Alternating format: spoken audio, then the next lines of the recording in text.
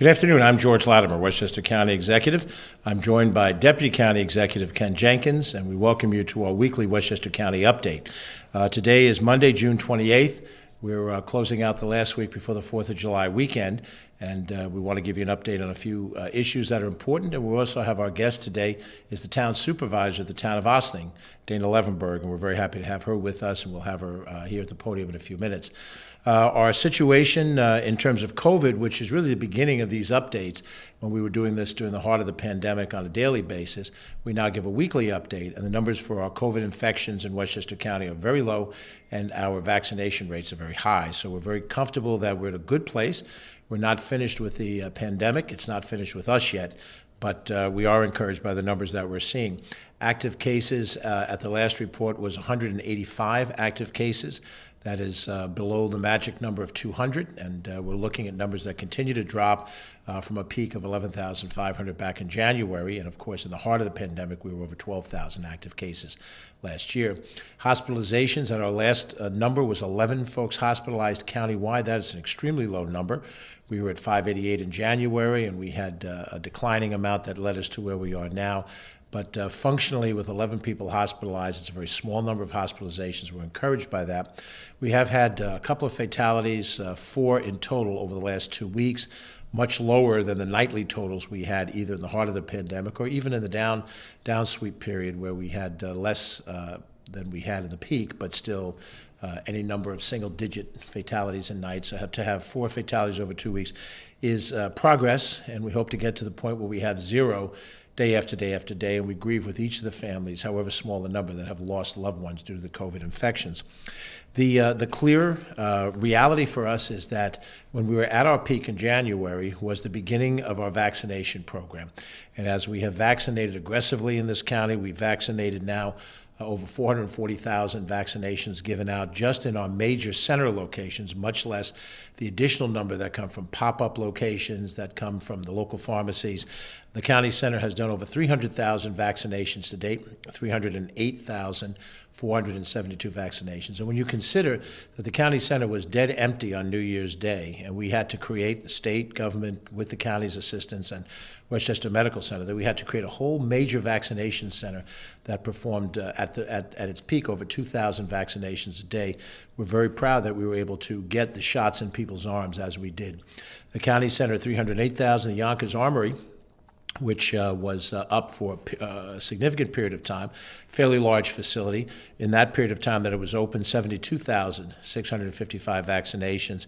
And our clinics, which are smaller in scope here in downtown White Plains, which is still open, our health clinic on Court Street, and then also the gymnasium at the Westchester Community College, which was open together, they have vaccinated 58,789. So the aggregate total from our central locations, 439,000 vaccinations. Now, Westchester County has a population, we think by the next census, which should be out in a few months, we think we've got 1 million people in this county, but the official number from the last census was 967,000, and based on that calculation number, we have 76.6% of all of our adult population, 18 years of age and older, have had at least one vaccination.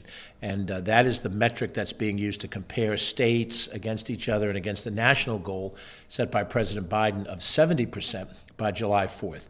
His goal was 70% of the nation would have at least one shot, 18 and older, and Westchester has exceeded that amount by almost 7% more of our population. With each passing day, we have additional people who are vaccinated. I suspect we will reach the 80% mark sometime in the next few weeks. It is going much more slowly now than it was going before. But nonetheless, there are still younger people that are getting vaccinations in that 12 to 16, 12 to 18 range, and we await seeing whether medical science opens the door for those under the age of 12 to be vaccinated or not. Obviously, younger children are vaccinated for many different types of diseases, so it's not an unusual situation. But at this point, the vaccines that are out in the marketplace, Pfizer, Moderna, Johnson & Johnson, have not yet been tested effectively on younger children, and so we await whatever medical science directs us in that area. But what it does mean in absolute terms is we have over 600,000 Westchester residents that have gotten at least one vaccine dosed, and almost 570,000 of them have completed their vaccination series. And that is a significant number. That number, 76.6%, is ahead of all of our neighboring counties in the Hudson Valley, Dutchess, Rockland, Orange, Putnam counties. It is ahead of each of the 5 boroughs of New York City, and it outpaces the state average, which is a few points behind us. We, the government, do not take credit for that. We credit the citizens of Westchester County who have responded to making the vaccinations easily available and, of course, free in many different locations around the county. And we continue to put that work in. The school settings have closed off now, but we're still looking at where we can do pop-up or satellite vaccination centers and along to those areas where we still provide it. So the higher the vaccination total, the lower the infection rate. The lower the infection rate, the more we get back to normal. Some of what we'll talk about normal, we're going to talk about in a few seconds. But I'm going to segue right now to have our guests join us. We have made it a practice over the course of our updates from the beginning, when we're doing them daily, to now, to invite the different chief elected officials in each of our 45 communities to join us here and give an update on their community. We're now back on the second rounds of having these elected officials join us. In this case, the town of Ossining is led by a supervisor, Dana Levenberg, and she has served admirably in that role, and we're happy to have her here to talk a little bit about Ossining and all of the different elements that go into not just the COVID realities, but other initiatives that she has in the Ossining community. So, Madam Supervisor, please join us, and thank you so much for coming here today. Thank you so much, County Executive. I very much appreciate it. Deputy County Executive, always a pleasure. I appreciate the welcome, and good afternoon, everybody. First, I just want to give a big shout out to our County Executive, our Deputy County Executive, your entire team, because the county has been an incredible partner for all of the Westchester municipalities throughout the pandemic. We really had relied upon our weekly phone calls, our weekly updates, that we could see what was happening with the numbers ticking up, ticking down, back and forth, and working with the county so closely on getting masks, on getting hand sanitizer, and all the other things that we really needed right at the beginning to out to the public, helping with food distribution, and all of those things were critical to getting us to where we are today. Of course, vaccinations then fell into place, and you worked with us closely to help get OVAC up to speed and make sure that they were our volunteer ambulance corps up to speed to help people get vaccinated. Open Door has been a tremendous partner also with us, and as has New York Presbyterian, in making sure that as many of our staff first got vaccinated, and also our seniors. And now we're starting to look at how all these programs are coming back into play now that so many of our restrictions have been lifted, even though there are still some mask restrictions in place. We had even had our Town Village Hall open for most of the pandemic. There were restrictions in place. Now we're starting to lift all of those restrictions, and you can now visit our town hall from 9 a.m. to 4:30 p.m. every day, Monday through Friday. One of the great things that we know happened during the pandemic is there was a tremendous amount of demand for use of our parks, and we took the opportunity while they were closed to make some much needed upgrades to some of the bathrooms. Those are now being enjoyed as we speak, and our spray pad has been open and so busy at Lewis Engel Park, at our waterfront park. We know it's open to everybody. There's no resident limitation, so people can come there usually from 12 to 7 every day, but in the heat of the summer right now, at the very hottest, these hot days, we like to try to open it up a little bit longer. So while I'm not 100% sure if we're keeping it from 10 to 8, or it's going to be about that. So you can see longer hours for the next couple of days at the spray park at Lewis Engel Waterfront Park. We've also had an opportunity to fix up, to pave a gaming area that we have. We hired more seasonal parks department staff to help out and help keep our parks clean, because we know, again, there have been so many people out using, and we do ask for, if you can't find a place to throw your trash, to take it out with you and find a garbage can elsewhere. So we hope that that'll help keep our parks as clean as they possibly can. We also had some incredible learning experiences during the pandemic, and found ways to make it easier for our residents to interact and visitors to interact with the town. Most recently, we have been able to put online payments in place through our town court for parking tickets, which mostly would take place in the village of Ossining, but our town court is the one that adjudicates those. So we're very excited to announce that. Our clerk's office has put into place lots of online permitting and so much else. We still have some meal distribution taking place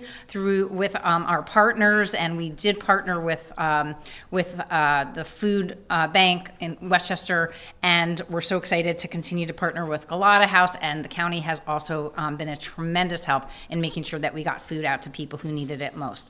So up for the summer, we have our concert series, and Food Truck Fridays are going to be back in place starting this Friday, July 2nd. Usually this is our kickoff when we have our fireworks.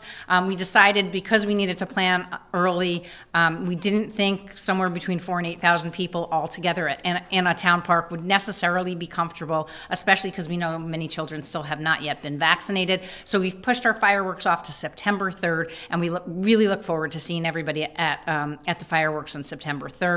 Making, as long as we're still in good, safe mode with COVID. And we just want to encourage everybody, again, to please remember that you can get vaccinations at so many places right now. We're hoping that, Playland's going to be free for all those people. Just joking. Okay, that's not yet happening, but, hopefully there'll be additional incentives in place to make sure that we get our students vaccinated. Right now, we have very low rates in the town and village. We have the town of Ossining has, I believe, 1 positive. Briarcliff Manor has 1, and the village has 6 positive cases. We know that our vaccination rates aren't quite as good as county-wide. Briarcliff's up to about 66.2%, and town and village about 58.5%, but that was as of June 13th. So we're hoping those numbers go way up. Remember, Ossining Volunteer Ambulance Corps, OVAC, at 8 Clinton Street Avenue, is available with all 3 vaccinations. So as long as a child is with their parent and is of age, that you can get vaccinated there, and we want to make sure that everybody does that. Also, our school rates were also super low. They were 0 the last time I saw the superintendent post from Ossining School District, and I'm pretty sure that that's probably true of all. Our senior program is going to be back up and running full steam in September, again, as long as everything stays great. So most, if not all, of our seniors are now vaccinated, and they're back in the recreation center in the senior program a couple days a week now, and we're excited about that. And we hope everybody just comes to Ossining. We're going to hopefully have the fire department parade in September for the annual convention that was put off for a year. Our fire inspection took place this past Saturday night, and the trucks, of course, are looking fantastic, and all of our first responders, we are so grateful. We're so grateful to our town team and to our Westchester County team for being such great partners throughout the pandemic, and we're just looking forward to more great programs throughout the summer, and trying to stay cool. I think that's it. Great. All right. Thank you so much. Thank you very much, Dana. Thanks. That's Dana Levenberg, who is the town supervisor for the town of Ossining, which also includes the village of Ossining and a large portion, but not all, of the village of Briarcliff Manor. And thank you very much for the update and the report. And we also put on your list of things to do on a Saturday morning. Go down to Market Square, where they have a wonderful Ossining's Farmers Market, and you'll see some great things that you can buy while you're down there. And at some point in time in the future, we'll get the Power Station Sing Sing Prison Museum up and operative, and that'll give you great reason to go to Ossining and tour right by the river. So thank you very much, Dana, and our friends in Ossining. Next up, I want to have Ken Jenkins talk about what is the major story right now, as you can see me patting my brow, which is the heat wave that we're going through. Some of it is practical information, some of it is important for you to note. So, Ken, please, with the weather report. Well, thanks, Bill. Like a Bill sound. You got to be old enough for the Bill tell jokes. But the reality is we are going through a heat advisory right now across the country, but here in Westchester County, the heat and humidity is continuing and expected to stay over 90 degrees through Wednesday. So our Westchester County Health Department is issuing a heat advisory. And what that means, the residents of Westchester should avoid strenuous activity. Drink lots of water, avoid alcohol and caffeine. and take preventions to prevent heat-related illnesses.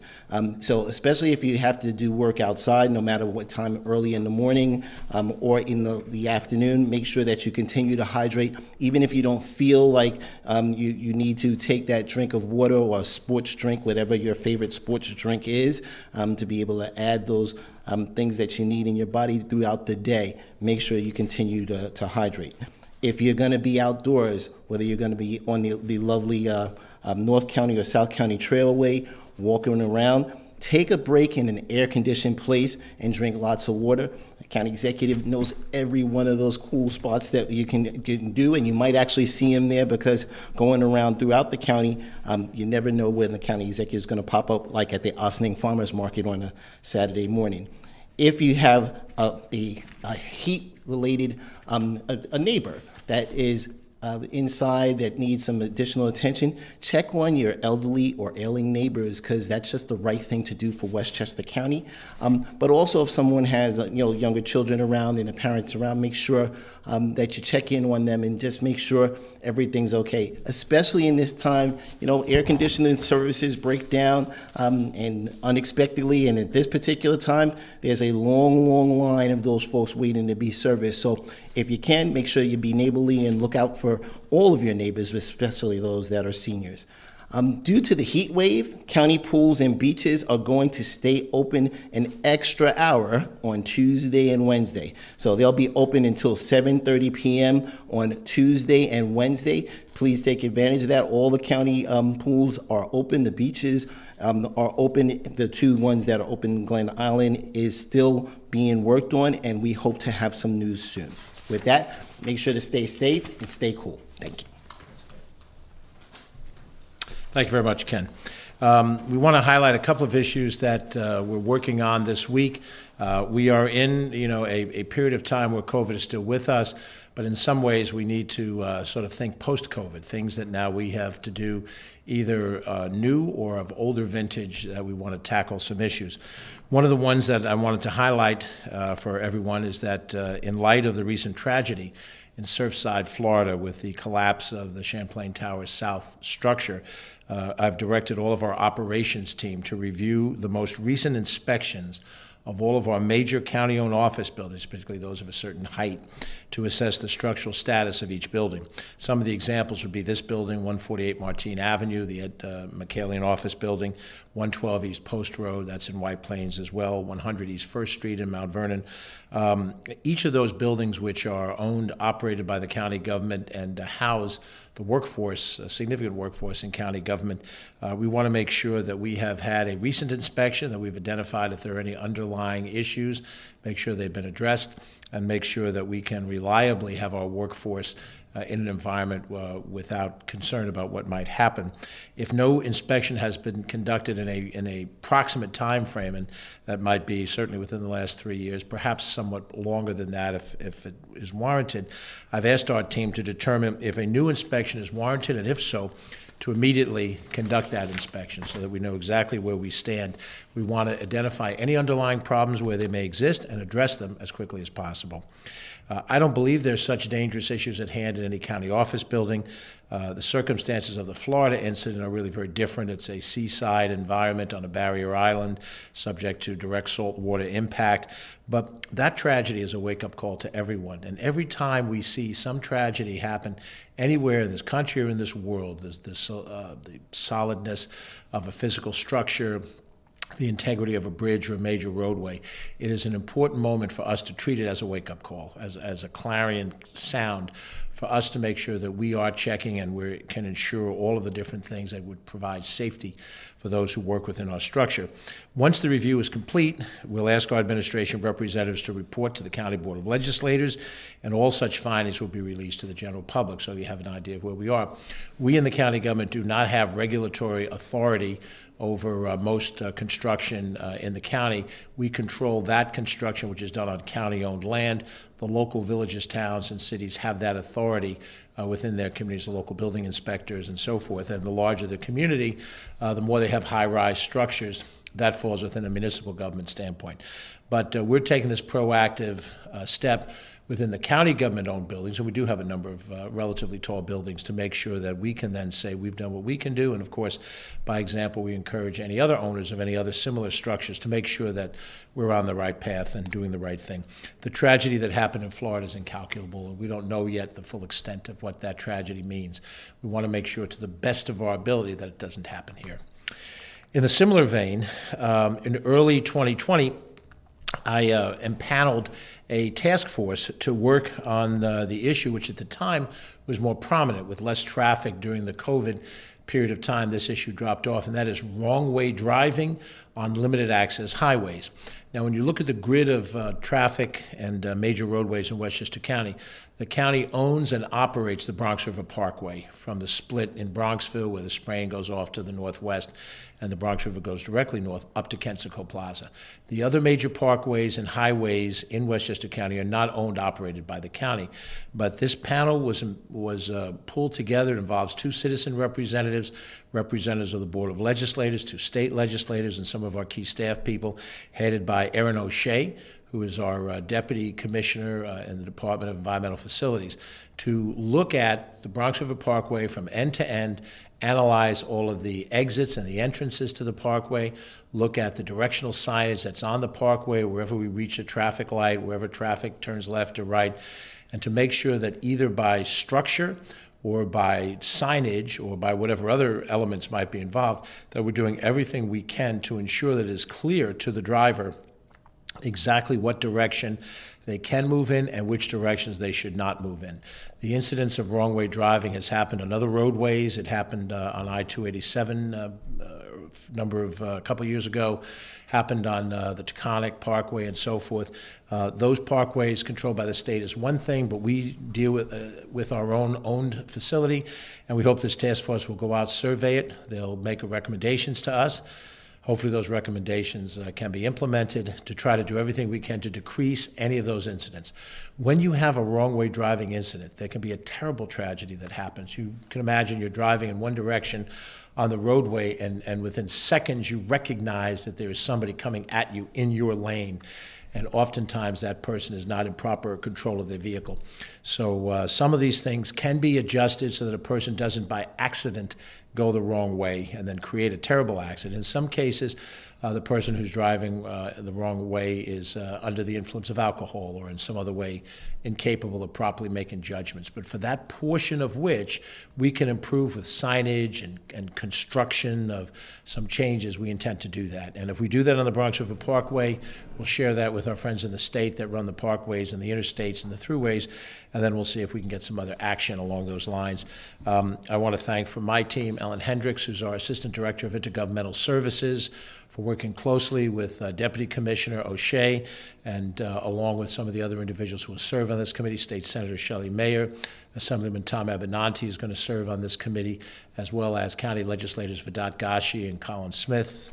And together, along with some of the community representatives, Steve Wagner from Yonkers and Patrice Ingracia from Greenberg, we hope to have some productive things that we can do. And once again, we're dealing with something that happens in the society as an incident someplace else, but we're not just watching it from afar. We're saying, what does this mean for us? How do we respond to that?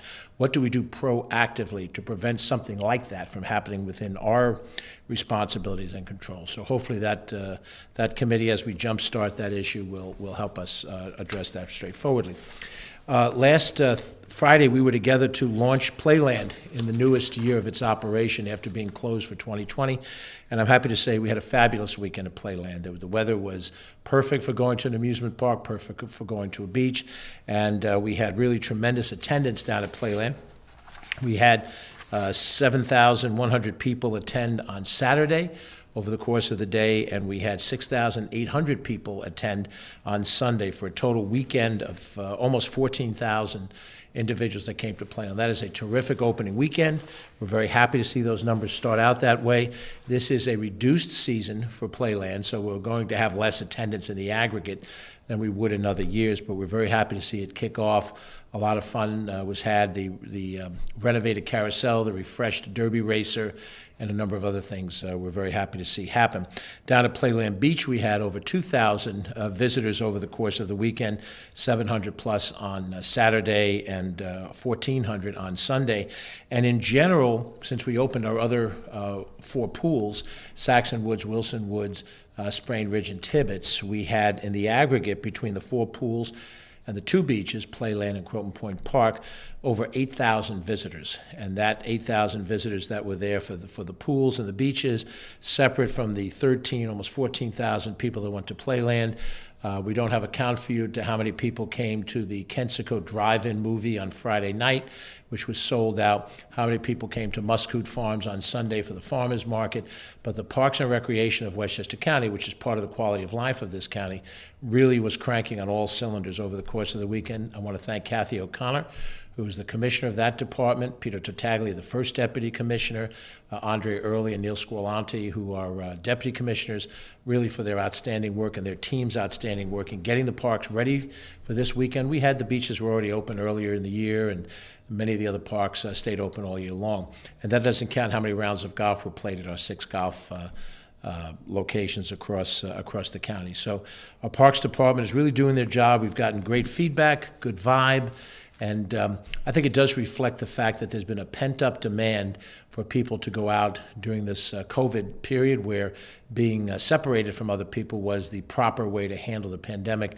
Now that we have the pandemic at a more manageable level and being out in public, if you're vaccinated in an unmasked situation, we got a very good response in Playland this weekend, and we hope to continue to have that as we go forward. And just a reminder now, our various facilities will stay open Wednesday through Sunday, all throughout the course of the summer, right up through Labor Day. We are going to initiate fireworks at Playland beginning Friday, July 9th, which is a week from this coming Friday. We will not have them over the 4th of July weekend. I think the supervisor made the point in Austin, and we had the same situation. The ability to establish this and make sure we had social distancing made it harder for us to plan it at the very beginning when we had the authority to open up the park. So now that we know that we have the ability to do it, the state had a major fireworks display a week ago all across the state. So now we know we can do it. So we've tried to, hustle it up. And on Friday, July 9th, we'll begin our Friday night fireworks at Playland. And I think we plan to have a Labor Day extravaganza of some sort. We're not actually sure what that's going to look like. Normally, we do at least one of them at Kensico Dam Plaza as well as one at Playland. So that's perhaps what's in the mix. And as Ken alluded to a second ago, we are getting back Glen Island Park and Beach from the state, but they are still doing their respective close down the operations efforts. So we do not yet fully have the park back and the parking spaces necessary to reopen Glen Island. So it will not be open for the 4th of July weekend. I had hopes that it would be, but that's not going to happen. We hope the state will fully return the park to us officially soon enough for us to be able to have enjoyment of most of the summer. I do expect it to happen in the month of July. Sooner rather than later. We'll certainly work with the state to try to do whatever we can to have Glen Island open. And when it is ready to be open, we'll certainly make an announcement about it so everybody knows. Glen Island is our largest beach. It's one of our most popular parks. It has a gorgeous view of the Sound and is a great addition to have back into the family of our recreation department. So we'll look forward to that announcement in a couple of weeks to come. Beyond that, we will continue to work on a host of other different issues, report to you in this once-a-week format. We want to just extend appreciation to all of the school superintendents of Westchester County. The school season has officially ended at all of our schools across the county. Beginning during the pandemic in 2020, we began the process of weekly meetings by phone or Zoom with all of the school superintendents. We went through a myriad of issues and problems, mandates that came to us, implementation challenges that were before us, high-risk sports, masks, and a host of different things. And we worked very closely with the school superintendents. Each one had their own authority to act in certain ways, and their report responsibility was to the state, not to the county. But the county tried to be a very good partner in the same way that the supervisor said we are with the municipal governments. So now the school districts catch their breath. They figure out how they're going to handle their reopening strategy for the fall, probably sometime in late August. We'll be back in direct contact again. But I want to thank those school superintendents and every one of the districts for working collegially with the county. We continue our twice monthly phone call meetings with all of the local general governments, the towns, the cities, and the villages, as we continue to deal not only with COVID-related issues, but other related issues that come out of the pandemic and a host of different things that are coming at us. the Emergency Rental Assistance Program from the state, the federal American Rescue Plan Act resources, and so many other things that all link us as governments. The average person doesn't want a government 101 seminar where they're lectured to about how the government is structured. They just want government to work. They want to see end results, products, things that happen that are positive. And whether it's in one town or in the county at large or in other counties, to make sure that our recreational facilities are working and functioning, that's an expectation. They want to make sure that if we're supposed to treat sewage, that the sewage system works well. If we're supposed to run a bus system, the bus system runs well. If we have to run a jail, as much as we don't think about wanting to have that situation, that we have that situation. Just on Friday, Ken and I were there for the graduation ceremonies of 41 new correction officers. Actually, 2 of them are assigned to Yonkers through their detention program. But new correction officers to come into the system, and a very diverse group of people, men and women, people of all different demographic backgrounds, who provide a service by running a county jail, which is a necessary function in a society. So hopefully we're doing the things we're supposed to be doing. We're doing them as earnestly as we can, and as we go forward, we'll try to keep adapting and adjusting to new challenges. I'm going to check with Joe Scamato, our Assistant Director, if there are any no media questions. If you're interested, you're welcome to direct our calls. You can call us here at 995-2900, ask for the Communications Department if there are any follow-up questions. And we do recognize that as we start to lift these COVID restrictions, we certainly are welcome to have any members of the media join us here for the updates when they're in-house. Obviously, as we did last week when we had a press conference out at Playland, we were out in the open, and that was fine. But we want to be as flexible and as available to the media as is possible so they can get the story as they can. With that, we thank you very much for watching. I'm George Latimer, Westchester County Executive. We'll be back again not a week from today, because a week from today will be the Monday holiday celebration of Independence Weekend. We'll make the announcement. I assume it'll be Tuesday, but we'll give you the announcement of when we'll be back. We'll give you more of an update, obviously on COVID and on any of these other issues that are at hand and anything new that comes up between now and then. Thank you for watching. Be safe, and we'll see you in a week.